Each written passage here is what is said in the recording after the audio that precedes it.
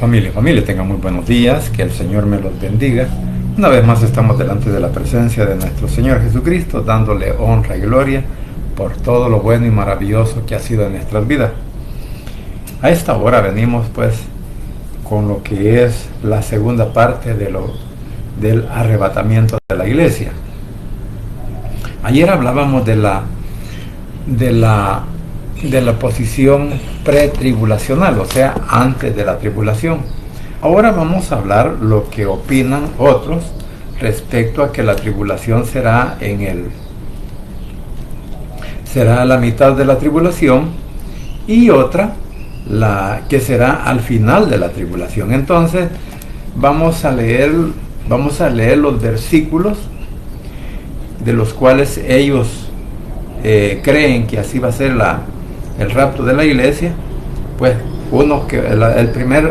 la segunda posición sería pues que el arrebatamiento es a la mitad de la tribulación, y para ello vamos a leer en Corintios, según los versículos que ellos toman de base para esta posición. Vamos a leer en primera carta a los Corintios, capítulo 15,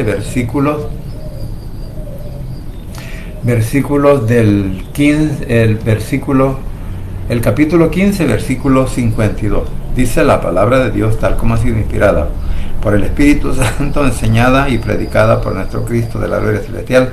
Dice de la siguiente manera. Primera carta a los Corintios, capítulo 15, versículo 52, dice: en un momento y en un abrir y cerrar de ojos, a la final trompeta, porque se tocará la trompeta y los muertos serán resucitados incorruptibles, y nosotros seremos transformados.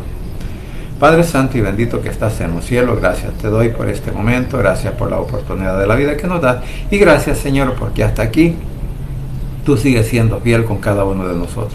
Te suplico ahora en el nombre de Jesús que tomes el control de mi mente, de mi boca, de mi corazón, y que todo lo que hable o diga, Señor, sea pues por inspiración de tu Espíritu, y que seas tú, por favor, ayudándome también a poder entender esta palabra. Igualmente te suplico que seas tú poniendo tu mano poderosa de sanidad sobre todos los enfermos de nuestro país, nuestros familiares, nuestros hermanos en Cristo, nuestros amigos. Que seas tú también, Señor, por favor, obrando en la salud de cada uno de aquellos que de una o de otra manera pues estamos quebrantados. Así también te suplico por el pueblo de Israel, por la paz en Jerusalén, por nuestro país El Salvador, y por cada una de nuestras autoridades civiles y militares. En el nombre de Jesús, tu Hijo amado, he orado, bendito Padre Celestial. Amén y amén. Bien, como decía, ayer hablábamos al respecto de lo que es el arrebatamiento pretribulacional, o sea, antes de la tribulación, y para ello pues mostramos varios versículos en el cual pues nos apoyamos para decir de que así será ese momento en el cual el Señor llame desde los cielos a su iglesia, a su novia, para luego casarse en el cielo con ella, ¿verdad?, en las bodas del Cordero. Y ahí pues y luego pues leíamos también que el Señor viene con sus santos a la tierra, ya para lo que es viene primeramente a juzgar la tierra, y posteriormente pues el milenio. Bien, entonces ahora vemos la segunda posición, que es el arrebatamiento a mitad del milenio. Para los que defienden esta posición, pues ya vimos que toman primeramente esta cita bíblica que hemos leído, Corintios 15, 52, y que para ellos pues este arrebatamiento ocurrirá a la mitad de la tribulación. Para ello también vamos a leer más adelante el 24:15 de Mateo y versículo 21, igual Apocalipsis 11, versículo 12. Los que defienden esta posición aseguran que la primera mitad de la tribulación se caracteriza por la persecución y la ira del anticristo sobre la iglesia. O sea, que ellos están asegurando que es la iglesia en vez de Israel la que va a ser perseguida en ese momento. O sea, debemos de tomar en cuenta algo muy especial, que la segunda venida del Señor es por causa del pueblo de Israel, no es por causa de la iglesia, sino que es por su pueblo. Así que Y esta parte, pues como ellos creen, que ellos piensan o ellos dicen o ellos interpretan que es la iglesia la que va a ser perseguida. Pero entonces no tendría ningún objeto, por lo que leíamos ayer, de que el Señor no nos ha puesto para ira, sino que Él nos ha puesto para paz y nos librará de la ira venidera. De eso comenzamos hablando ayer. Entonces, luego pues podemos ver que los que defienden esta postura, bueno, aseguran, ¿verdad?, que la tribulación se caracterizará por la persecución y la ira del anticristo sobre la iglesia, y que a la mitad, y que a la segunda mitad, y que la segunda mitad se caracteriza por la ira de Dios. Los que creen en el arrebatamiento a la mitad de la tribulación toman como base Apocalipsis 11, o sea, hablando de los dos testigos, porque los dos testigos son levantados después de su muerte. Bueno, ya vamos a leer esos versículos también para que nosotros conozcamos por qué ellos, o sea, este grupo de personas, ¿verdad?, creen que el arrebatamiento será a la mitad de la tribulación. Ahora, también ellos toman de base lo que es Primera Tesalonicenses capítulo 4, versículos 16, del 16 al 18. Dice: porque el Señor mismo, con voz de mando, con voz de arcángel y con trompeta de Dios, descenderá del cielo, y los muertos en Cristo resucitarán primero. Luego nosotros, los que vivimos, los que hayamos quedado, seremos arrebatados juntamente con ellos en las nubes, juntamente con ellos en las nubes, para recibir al Señor en el aire, y así estaremos siempre con el Señor. Por tanto, alentados los unos a los otros con estas palabras. Estos versículos también ellos los toman en cuenta, como los tomamos en cuenta ayer para el rapto antes de la tribulación. Entonces, solo que en verdad ellos le están dando otra interpretación, ¿verdad? Porque creen que cuando el Señor, porque ellos asocian, hay un detalle, asocian que cuando el Señor venga, llame a su iglesia, o sea, asocian los dos actos, la segunda venida con el rapto de la iglesia, lo asocian como uno solo, ¿verdad? Entonces, creen de que en un abrir y cerrar de ojos se levantan los muertos, reciben al Señor en el cielo y que luego vienen a la tierra. Bueno, esta también quizás lo vamos a ver en el arrebatamiento también después de la tribulación. Es algo que ellos también así lo creen. Entonces, lo que estamos viendo aquí, que ellos creen que la iglesia tendrá que pasar por este problema tribulacionario, y que por lo tanto pues la iglesia tiene que sufrir la persecución. Pero vuelvo a repetir, la iglesia no va a ser perseguida, porque la iglesia, pues claramente lo veíamos ayer, que será apartada de la ira de Dios. El Señor nos va a librar. O sea, y si tomamos en cuenta por ejemplo, el diluvio,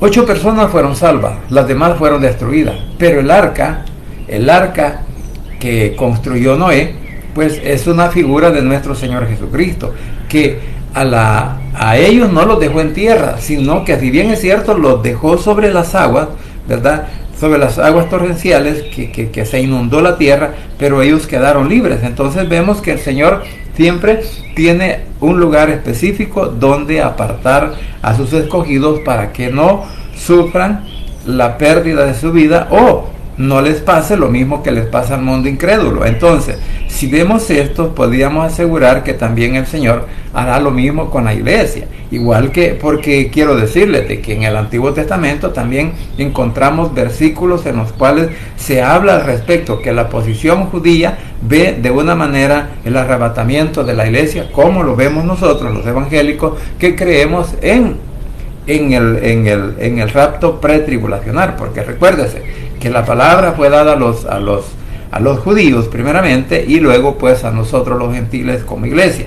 Entonces debemos de tomar en cuenta que la posición también de los judíos es la misma en la cual yo creo y muchos creemos, ¿verdad?, de que la iglesia va a ser levantada antes de la tribulación. ¿Por qué? Porque no pueden haber dos templos en la tierra. Primero, si bien es cierto, ahora nosotros somos el templo y la morada del Espíritu Santo, y en aquel momento, cuando se construya el templo en Israel, bueno, entonces habría el templo físico en ese momento, pero no el templo espiritual, ¿verdad? Porque por eso leíamos los versículos en los cuales el Señor nos llevará al cielo. Ahora bien, vamos a leer igualmente el Mateo 24, versículos 15 y 21, que es la otra posición, los otros versículos que también toman en cuenta los que defienden la posición del arrebatamiento a la mitad de la tribulación, y dice aquí en el capítulo 24 de Mateo, dice en el versículo 15, dice: por tanto, cuando veáis en el lugar santo la abominación desoladora que habló el profeta Daniel, el que le entiende, entonces dice, los que están en Judá huyan a los montes, y el que esté en la azotea no descienda para tomar algo de su casa, y el que esté en el campo no vuelva atrás para tomar su capa. Mas hay de las mujeres que estén encintas, de las que críen en aquellos días. Bueno, he leído otros versículos porque ellos solo toman en cuenta el 21, el 15 y el 21, pero dice luego, mas hay de las mujeres que estén encintas o críen aquellos días. Y el 20 dice: orad pues que vuestra huida no sea en invierno ni en día de reposo, porque habrá entonces gran tribulación, cual no la ha habido desde el principio del mundo hasta ahora, ni la habrá. Entonces, ¿a quién se está refiriendo esta palabra en ese momento de angustia, de gran tribulación? Pues es para el pueblo de Israel. Por eso decía que la causa de la segunda venida de nuestro Señor Jesucristo es Israel.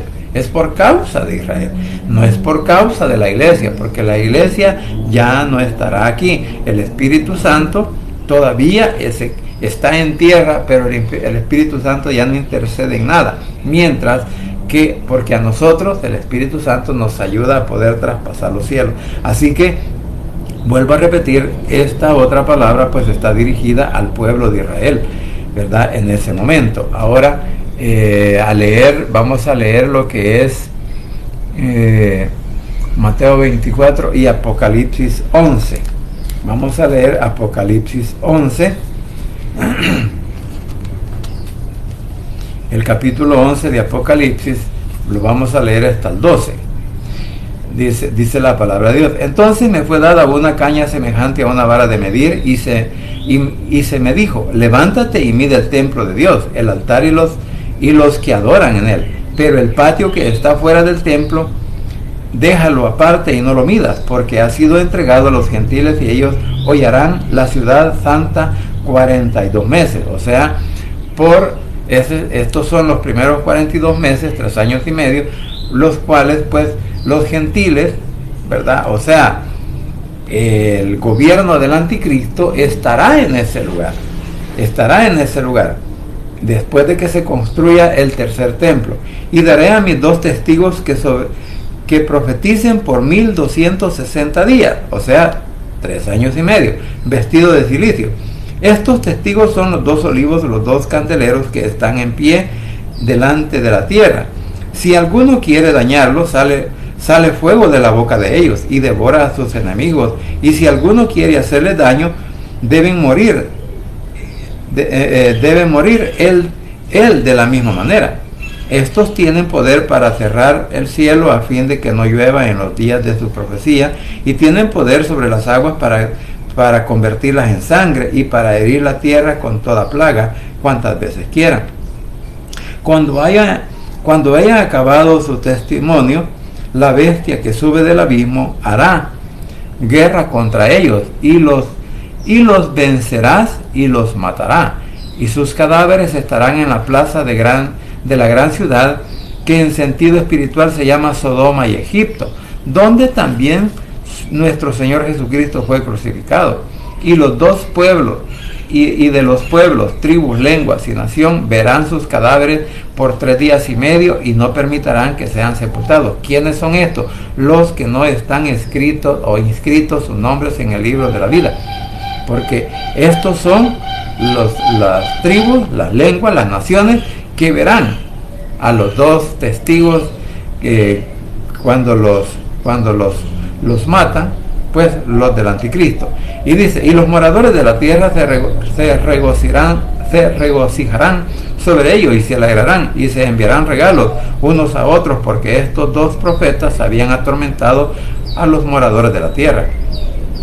Pero después de 3 días y medio entró en ellos el espíritu de vida, de vida enviada por Dios, y se levantaron sobre sus pies, y cayó gran temor sobre los que los vieron, y oyeron una voz del cielo que les decía, subid acá, y subieron al cielo en una nube, y sus enemigos los vieron.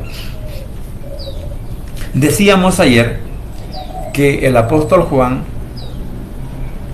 era un representante, bueno, los 12 apóstoles son representantes de la iglesia delante del Señor, igual que los 12 patriarcas, ¿verdad? O en su defecto podríamos decir, lo decía ayer mismo, desde lo que dice en Primera de Crónicos capítulo 24, de las 12 órdenes de los sacerdotes que les tocaba en turno servir en el templo. Entonces, vuelvo a repetir, todo esto no se está refiriendo a la iglesia, porque la verdad que los 2 testigos, bueno, se tipifican que son Elías y que son Moisés.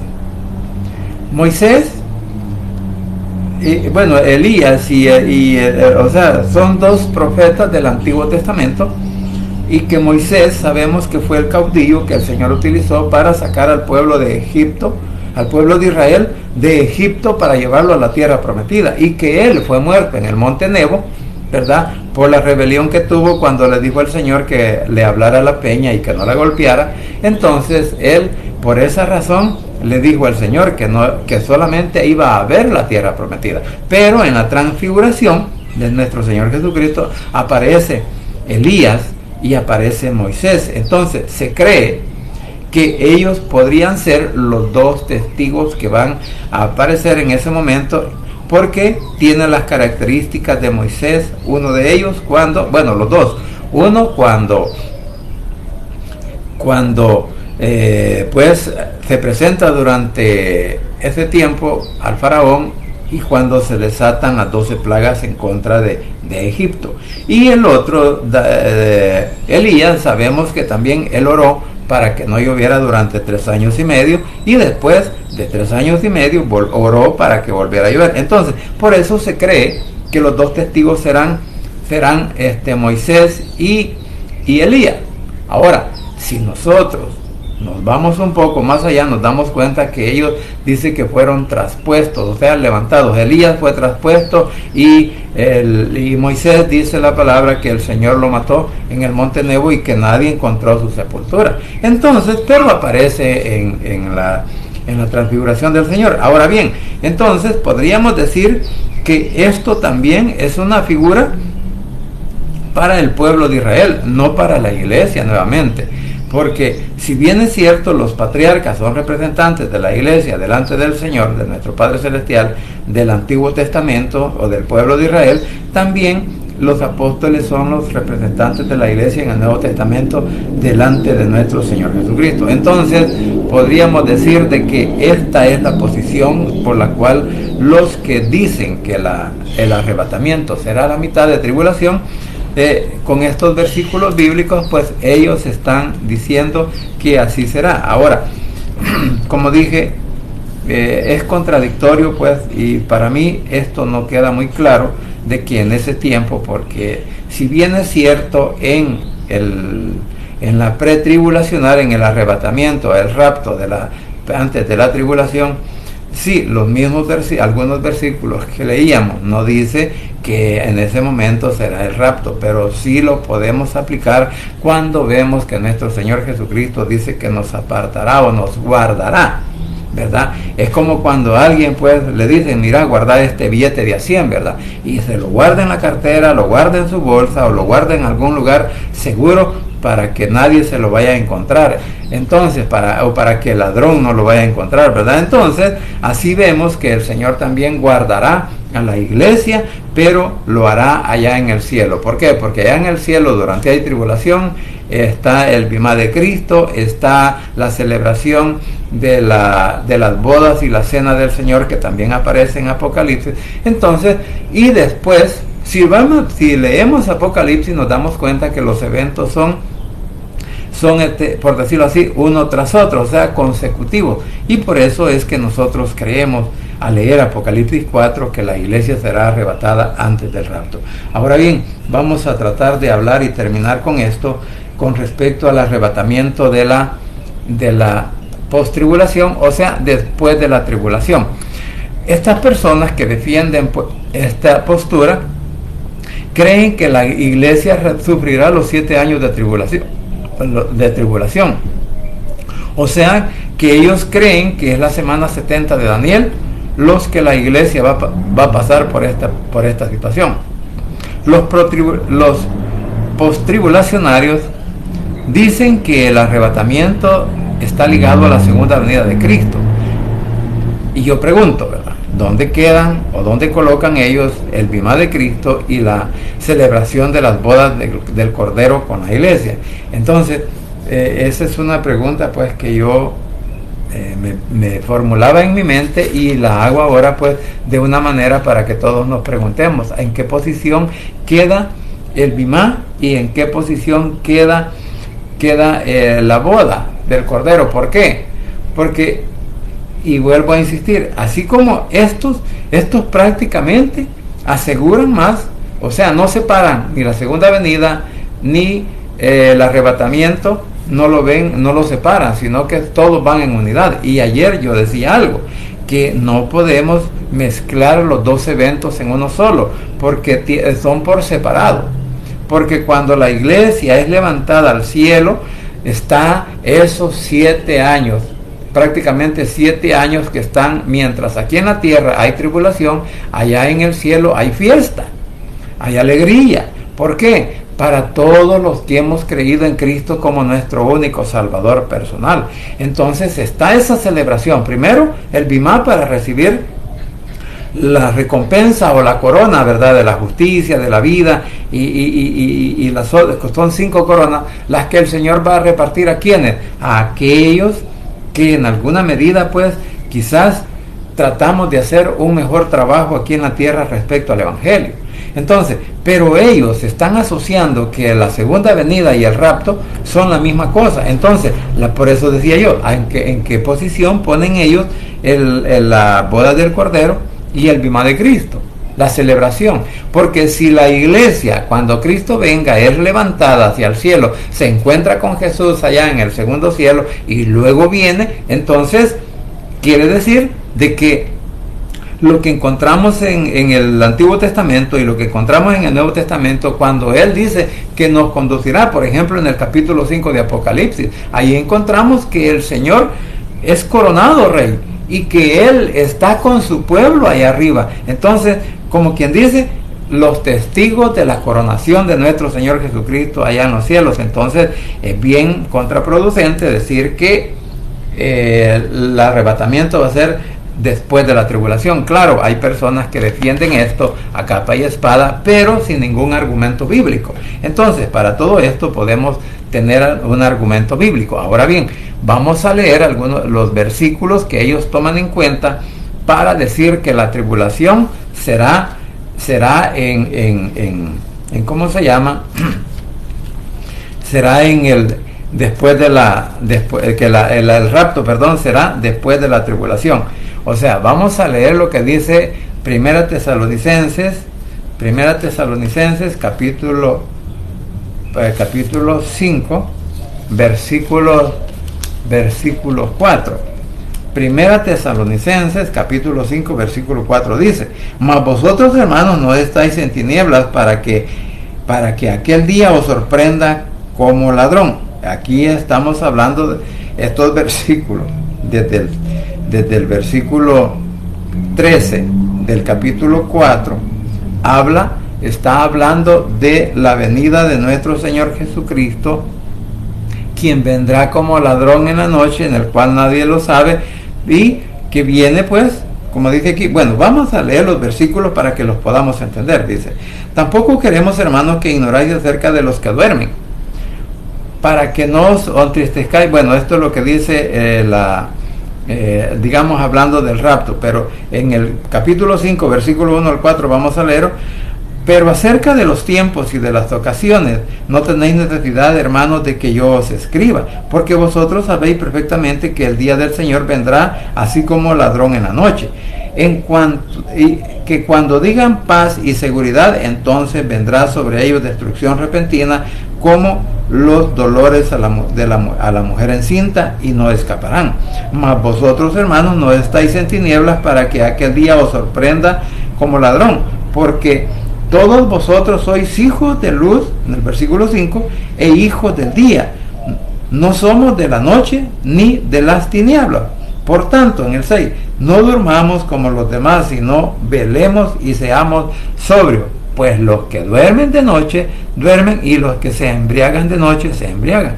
Pero nosotros, en el 8, pero nosotros que somos del día, seamos sobrios, habiéndonos vestido con la coraza de fe y de amor, y con la esperanza de la salvación como yelmo, porque no nos ha puesto Dios para ira, sino para alcanzar salvación por medio de nuestro Señor Jesucristo. Entonces, ellos solamente toman el versículo 5, en donde dice: porque todos vosotros sois hijos de luz e hijos del día, no somos de la noche ni de las tinieblas. Entonces, aquí nos damos cuenta que para defender esta posición, los post-tribulacionarios, ellos sacan de contexto el versículo para no ver el versículo 8 que leíamos, donde dice que el Señor no nos ha puesto para ira, sino para salvación por medio de nuestro Señor Jesucristo. Entonces, vuelvo a repetir, una mala interpretación o una mala enseñanza, en la cual por eso ellos se apoyan en estos versículos. Ahora, también vamos a leer otro versículo que ellos utilizan para defender esta posición. La vamos a encontrar en Zacarías, capítulo 14, versículos 16 al 19. Zacarías, capítulo 14, versículos 16 al 19 dice la palabra de Dios: y todos los que sobrevivieren de las naciones que vinieron contra Jerusalén, subirán de año en año para adorar al Rey, al Señor de los ejércitos, y a celebrar la fiesta de los tabernáculos. Y acontecerá que los de las familias de la tierra que no subieran a Jerusalén para adorar al Rey, el Señor de los ejércitos no vendrá sobre ellos lluvia. Y si la familia de Egipto no subiera y no viniere sobre ellos, no habrá lluvia. Vendrá la plaga con que el Señor herirá las naciones que no subieran a celebrar la fiesta de los tabernáculos. Y luego dice luego en el 19: esta, dice, será la pena del pecado de Egipto y del pecado de todas las naciones que no subieren para celebrar la fiesta de los tabernáculos. Claramente este versículo, si bien es cierto, ya tuvo su cumplimiento, estos versículos ya tuvieron su cumplimiento, esto es una profecía que también tendrá un cumplimiento posterior, o sea, en la última etapa de Israel, tendrá un cumplimiento. Aquí estamos hablando también, el profeta Zacarías está profetizándole al pueblo de Israel, no a la iglesia. Entonces, por esta razón, tanto los que defienden la tribulación, el arrebatamiento a mitad de la tribulación, y los que defienden el arrebatamiento al final de la tribulación, prácticamente no toman en cuenta que incluso en el capítulo 12 de Apocalipsis, vemos, bueno, también creo que lo vamos a leer aquí. Esta es una figura de Israel, no es una figura de la iglesia. Entonces, por tanto, esta profecía es directamente para Israel, no para la iglesia. Ahora, vamos a leer también Apocalipsis, capítulo 2, Apocalipsis, capítulo 2, vamos a leer la parte que también ellos toman como base este versículo para defender su posición. Capítulo 2 de Apocalipsis, versículo 27. Aquí estamos hablando de lo que es el mensaje a la iglesia de Tiatira, pero yo voy a leer desde el 26. Voy a leer desde el 26 lo que dice en Apocalipsis 2, versículo 26 en adelante. Dice: el que venciere y guardare mis obras hasta el fin, yo le daré autoridad sobre las naciones, y las regirá con vara de hierro, y serán quebradas como vaso de alfarero, como yo también las he recibido de mi Padre. Y le daré la estrella de la mañana. El que tiene oído oiga lo que el Espíritu dice a las iglesias. Ok, este versículo, el 26, bueno, también el 25, pero los que tenéis retenido hasta que yo venga. Voy a leerles del 24 mejor. Pero vosotros y a los demás que están en Tiatira, a cuantos no tienen esta doctrina y no han conocido lo que ellos llaman las profundidades de Satanás, yo os digo, no os impondré otra carga, pero lo que tenéis retenerlo hasta que yo venga. O sea, el mensaje a la iglesia de Tiatira es que ellos estaban dentro de la sinagoga, que no era para el Señor, sino era pues del enemigo. Por eso dice la sinagoga de Satanás, porque no estaban cumpliendo la palabra o no estaban llevando el evangelio con respecto a la Biblia. Por eso dice: y al que venciere y guardare mis obras hasta el fin, yo le daré autoridad sobre las naciones. También en Mateo capítulo 24 encontramos un versículo que también dice hasta el fin. 24:13, si no me equivoco, 24:13, mas el que perseverare hasta el fin, este será salvo. Entonces, yo estoy agregando estos versículos que los postribulacionarios no lo tienen, pero creo que ellos a esta posición se basan al decir que le dan una mala interpretación para decir que los que se mantengan firmes hasta el fin, como dice aquí en Apocalipsis 2:26, el que venciere y guardare mis obras hasta el fin, yo le daré autoridad sobre las naciones. Entonces, esta es la postura de ellos, pero aquí estamos hablando del mensaje. Por eso cuando leíamos Apocalipsis, el versículo del Apocalipsis 4, decíamos que y te voy a enseñar las cosas que sucederán después de estas. O sea, acordemos que si bien es cierto, la iglesia ha pasado, los 7 iglesias, muchos lo interpretan como lo que es los 7 tiempos que la iglesia ha vivido,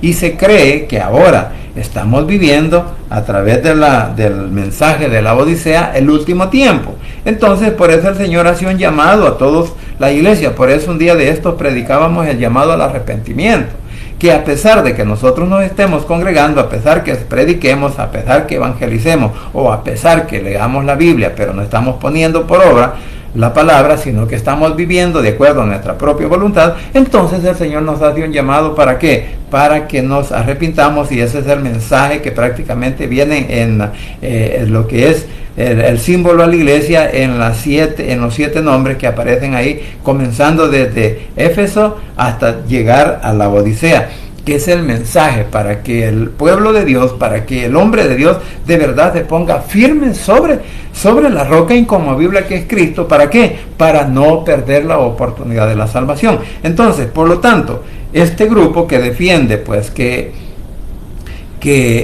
el arrebatamiento será la mitad de la tribulación, al final de la tribulación, entonces la verdad están sacando, vuelvo a repetir, de contexto los versículos bíblicos para defender su posición.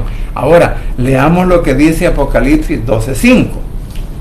Por eso decía, ellos están defendiendo su posición respecto pues a Israel. Y ella dio a luz a un hijo varón, que regirá con vara de hierro a todas las naciones, y su hijo fue arrebatado para Dios y para su trono. Entonces, aquí estamos hablando, bueno, de hecho, el versículo 1 hasta el versículo 5, pero se los voy a leer desde el 1 en adelante para que entendamos esta parte y por qué ellos están sacando fuera de contexto el versículo. Dice Apocalipsis 12, apareció en el cielo una gran señal, una mujer vestida del sol, con la luna debajo de sus pies, y sobre su cabeza una corona de 2 estrellas.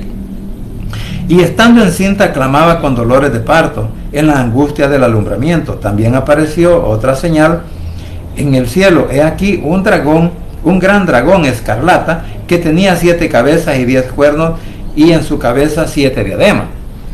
Y su cola arrastraba la tercera parte de las estrellas del cielo y las arrojó sobre la tierra. Y el dragón se paró frente a la mujer que estaba para dar a luz, a fin de devorar a su hijo tan pronto como naciera. Y ella dio a luz a un hijo varón, que regirá con vara de hierro todas las naciones, y su hijo fue arrebatado para Dios y para su trono. Y la mujer huyó al desierto, donde tiene lugar preparado por Dios, para que allí la sustente por 260 días. Después tuvo una gran batalla en el cielo. Miguel y sus ángeles luchaban contra el dragón, y luchaba el dragón y sus ángeles, pero no prevalecieron, ni se halló ya lugar para ellos en el cielo. Y fue lanzado fuera el gran dragón, la serpiente antigua, que se llama Diablo y Satanás, el cual engaña al mundo entero. Fue arrojado a la tierra, y sus ángeles fueron arrojados con él. Entonces oí una voz en el cielo que decía: ahora ha venido la salvación, el poder y el reino de nuestro Dios y la autoridad de su Cristo, porque ha sido lanzado fuera el acusador de nuestros hermanos, el que los acusaba delante de Dios día y noche. Entonces, aquí vemos que esta porción y el versículo 5 que ellos toman de base para defender esta posición del arrebatamiento después de la tribulación, pues prácticamente es una mala interpretación, porque aquí se está refiriendo al pueblo de Israel, y el hijo que la mujer va a dar a luz, o que dio a luz, es nuestro Señor Jesucristo, el Rey de Reyes y Señor de Señores, que después de haber sido crucificado, después de haberle quitado la vida, que lo enterraron, fue sepultado, que al tercer día él resucitó. Entonces, y que luego fue levantado pues al cielo, ¿verdad?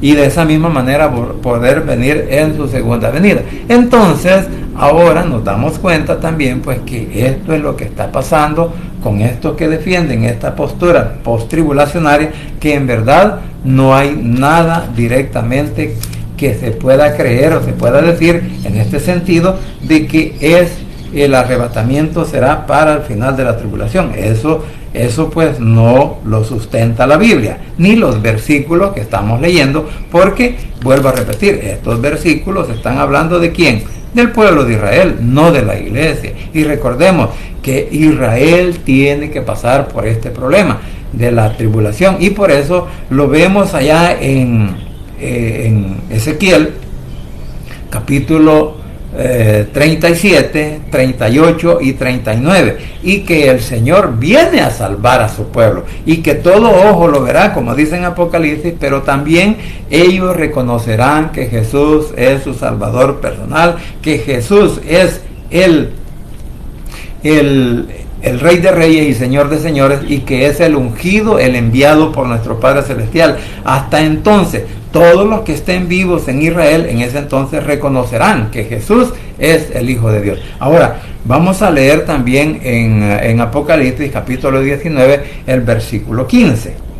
19:15. De su boca sale una espada aguda, para herir con ella a las naciones, y las regirá con vara de hierro, y él pisará el lagar del vino del furor y de la ira del Dios Todopoderoso. Entonces, este es otro versículo que también ellos sacan de contexto, porque podemos leer del versículo 11 en adelante en Apocalipsis. Ayer lo leía, pero hoy lo vamos a leer otra vez para darnos cuenta que la iglesia no está en la tierra, sino que la iglesia está en el cielo y viene con el Señor. Entonces, porque dice en el 11, entonces vi el cielo abierto y he aquí un caballo blanco, y el que lo montaba se llamaba Fiel y Verdadero, y con justicia juzga y pelea. Sus ojos eran como llamas de fuego, y había en su cabeza muchas diademas. Este no es el mismo jinete que aparece allá en Apocalipsis 6, en donde algunos también creen o malinterpretan y dicen que es Jesús, pero ese es el anticristo. Por eso digo que la iglesia no estará aquí, porque al darnos cuenta esos eventos que vienen sucediendo uno tras otro, después de que la iglesia sea llevada o levantada a las alturas por el poder de nuestro Padre Celestial y de su Hijo Jesucristo, entonces es que aparecerá el anticristo, ¿verdad? Entonces aparecerá y engañará a todos los que se hayan quedado. Dice, entonces, sus ojos eran como llama de fuego, y había en su cabeza muchas diademas, y tenía un nombre escrito que ninguno conocía sino él mismo. Está vestido de ropa teñida de sangre, o sea, por la sangre que va a derramar de todos los ejércitos que va a destruir cuando él venga a defender a su pueblo Israel, teñidos en sangre, y su nombre es el Verbo de Dios. Y los ejércitos celestiales, vestidos de lino finísimo, blanco y limpio, le seguían en caballo blanco. De su boca sale una espada. Este versículo también lo podemos nosotros asociar, que dice sus ejércitos celestiales vestidos de lino finísimo, blanco y limpio. Recordemos que la iglesia va a ser vestido de un lino blanco finísimo, y aquí lo podríamos aplicar que también la iglesia está incluida en este ejército celestial cuando viene con nuestro Señor Jesucristo. Dice de blanco limpio y resplandeciente en caballo blanco. De su boca sale, dice, una espada aguda para herir con ella a las naciones, y él regirá con vara de hierro, y él pisa el lagar del vino del furor y de la ira de Dios Todopoderoso. Y en su vestidura y en su muslo tiene escrito este nombre: Rey de Reyes y Señor de Señores. Y vi a un ángel que estaba en pie en el sol, y clamó a gran voz diciendo: a todas las aves que vuelan en medio del cielo, venid y congregaos a la gran cena de Dios. O sea, cuando va a ser la destrucción de todos los ejércitos que van a ser devorados por los animales, ¿verdad?, en la tierra, a todos los enemigos de Israel, para que comáis carne de reyes y de capitanes, carne de fuertes, carne de caballos y sus jinetes, y carne de todos, libres y esclavos, pequeños y grandes. Y vi a la bestia, a los reyes de la tierra y a sus ejércitos reunidos para guerrear contra el que montaba el caballo blanco y contra su ejército. Y la bestia fue apresada, y con ella el falso profeta, que había hecho delante de ella las señales con las cuales había engañado a los que recibieron la marca de la bestia y habían adorado su imagen. Estos dos fueron lanzados vivos dentro de un lago de fuego que arde con azufre, y los demás fueron muertos con la espada que salía de la boca del que montaba el caballo, y todas las aves se saciaron de las carnes de ellos. Bueno, aquí estamos viendo que todo este relato prácticamente se está refiriendo a Israel, no a la iglesia. Cuando nuestro Señor Jesucristo venga y que Israel está en esa batalla de Armagedón, nos damos cuenta que el Señor pues va a destruir a todo esto. Todo esto aparece relatado también allá en los capítulos 38 y 39 de Ezequiel. Ahí está escrito y está determinado de cómo serán destruidos todos los enemigos de Israel en ese momento. Entonces, la iglesia no puede estar en este momento sobre la faz de la tierra, porque ese es el momento del juicio. El anticristo, al anticristo no lo conocerá la iglesia. Sí lo conocerán todos aquellos que se queden, y aquellos que están esperando pues ese arrebatamiento a mitad o al final de la tribulación, pues lamentablemente ellos sí van a conocer al anticristo. Ellos inclusive puedan llegar a ser hasta engañados por él, porque van a creer, pues este es el Mesías. así como el pueblo de Israel, porque el problema del pueblo de Israel es que no reconoció a Jesús cuando vino por su primera vez, no lo reconoció como el Hijo de Dios, no lo reconoció como el Mesías, no lo reconoció como el enviado, como el ungido de parte de Dios. Entonces esa es la razón por la cual el Señor tiene que venir la segunda vez, y entonces el pueblo de Israel, después de ser engañado por el anticristo, entonces ahora, y van a ver que la salvación procede de nuestro Padre Celestial por medio de nuestro Señor Jesucristo, entonces lo verán. Porque todos verán la venida del Señor en ese momento. Verán sus manos, verán sus pies, verán su costado, en el cual fue traspasado por la lanza y por los clavos con que fue clavado en la cruz del Calvario. Y ahí, entonces, el pueblo de Israel reconocerá y se rendirá a los pies, igual que las naciones árabes. Las naciones árabes también van a reconocer a Jesús como el Mesías. Bueno, en Apocalipsis, sí, tanto en Apocalipsis, porque dice todas las naciones, inclusive hablábamos de Egipto y hablábamos también de las naciones alrededores que tendrán que llegar después después de que el Señor haya triunfado sobre la bestia, sobre el falso profeta y sobre el anticristo. Entonces la bestia se refiere, bueno, la podríamos tipificar como el dragón, lo que dice la Biblia, el dragón, el gran dragón, el diablo y Satanás. Entonces él será destruido por nuestro Señor Jesucristo, pero la iglesia no pasará, ni iniciará, ni terminará la gran tribulación, el periodo tribulacionario, lo que es la semana 70, porque la semana 70 prácticamente está dirigida a Israel, porque Israel es el reloj profético de nuestro Padre Celestial allá en el cielo. Entonces, cuando se llegue el tiempo, cuando se llegue el cumplimiento del tiempo por el cual el Señor tendrá que llamar a su iglesia hacia arriba a través de nuestro Señor Jesucristo y del poder del Espíritu Santo, entonces es cuando se van a cumplir estas cosas. Por eso digo, espero que cada uno de los que tengamos la oportunidad de leer la Biblia podamos entender estos versículos que hemos leído y conocer también que no todas las posiciones son sustentadas por la Biblia, o sea, respaldadas, sino que muchas interpretaciones algunas veces se hacen de una manera alegórica, de una manera que, como puedo decir, ¿verdad? Es mi suposición, es que yo así lo veo, es que yo así lo creo, pero no lo determina la palabra de Dios para poder decir que el arrebatamiento será a mitad o al final de la tribulación, sino que más bien lo podemos comparar con lo que hemos leído de que el arrebatamiento será antes de que comience la tribulación, antes de que aparezca el anticristo. ¿Por qué? Porque dice, el anticristo quiere aparecer ya, pero en este momento dice, hay alguien quien lo detiene. ¿Quién? El poder del Espíritu Santo y la iglesia que está orando por la paz en Jerusalén, por la paz en todo el mundo, por la paz, está orando.